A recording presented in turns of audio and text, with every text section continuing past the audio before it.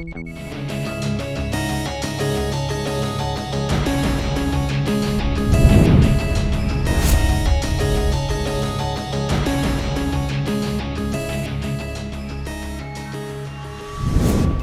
өткен заманда дін мұсылман аманда.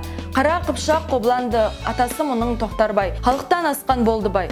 Байлығында есеп жоқ, айдалып бағып жайылды. 4 түлік малдың бәрі сай. Мен Шымкент қаласы Алпамыс Батыр атындағы номер 40 мектеп гимназиясының 9-шы сынып оқушысы Мақаш Гүлнұр. Бұл батырлар жырын жаттау арқылы сол ғасырдағы әдет-ғұрып пен салт дәстүрді өз бойыма сіңіре отырып, батырлар жырына деген қызығушылығым арта түсті. Олар өз ұстаздарымен бірлесе отырып, Қобланды батыр жырын жаттап, жырдың мазмұнын, тарихын, жырда кездесетін көнерген сөздерді талдап жұмыс жүргізуде. Қазіргі цифрлық заманда оқушылардың әдебиетке деген құмарлығы артып, өз елінің тарихы мен мәдениетін, әдебиетін біліп жатқанына, осындай жарыстарға қатысып жатқанына біз қуаныштымыз.